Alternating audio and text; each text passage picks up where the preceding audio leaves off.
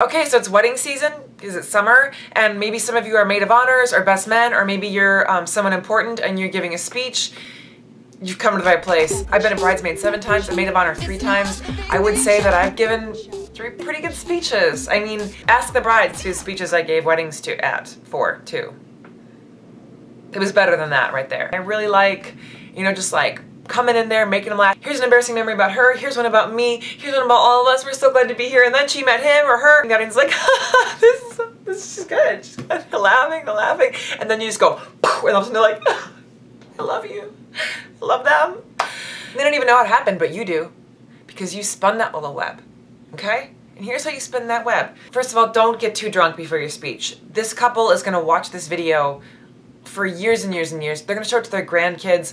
Don't be that asshole. Unless you're known for being the asshole and that's like your thing, then I guess, you know, don't disappoint.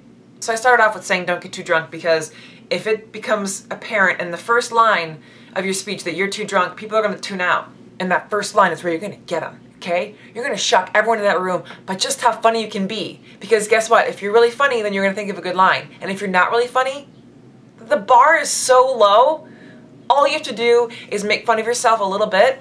Just find the thing that like you're not too embarrassed about to make fun of yourself for and go into it. Then you launch into, this is when I met the bride, or this is when I met the groom, and of course, you know, some funny little stories, maybe some touching ones, just like 1 or 2 very condensed memories that are really sweet and endearing on the person, and also definitely make fun of them a touch. Something that doesn't embarrass them. Something that's endearing, okay? This is the main word. We're there to adore them. Make fun of them a little bit, though. And then you launch into the one like, and then I knew we were friends for life, or, you know, that I loved my sister. 4 sentences. You don't want the speech to go on, all right? People most likely have their food right in front of them, and they're listening attentively, but only for so long, because that fish is gonna get cold.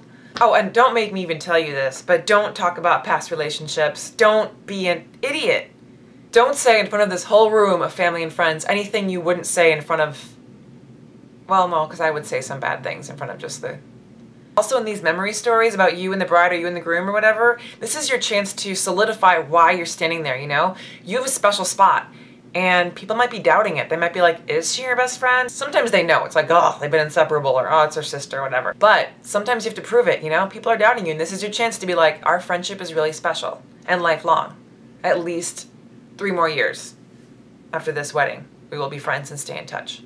After you've done your memories with your point person, your BFF, your brother, your sister, the bride or the groom, then you launch into, and then he or she met the love of his life, whatever. In like a funny, short, cute little way. How you, like, you remember the first time she called you and was like, oh my God, and like, he, you know, has a unibrow, and like, should I say no? And you were like, dude, everything else about it was perfect, go for it. Don't tell them that story. Bad example. And then you bring in the story about when you knew as the bestie that it was true love. Like, I knew about it before even they did. People have to not be aware that you're saying that, but like in the back of their head, they're like, she's a really good friend.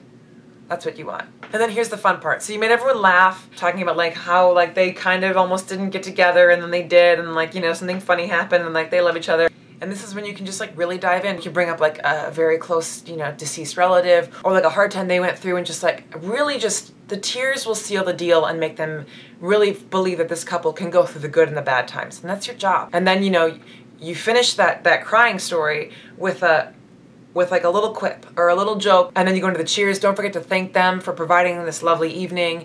And then you could even Google this because no one's gonna listen, but make it, you know, a lot of eye contact. Still, you got the tears going, hopefully, but you're smiling through it, and then cheers, and then hug and kiss them. And then you order a drink. The main note basically is like, just nail it, you know? Like, it's a really big deal, and it's their night, and you're obviously very important to them, so you're just gonna wanna nail it.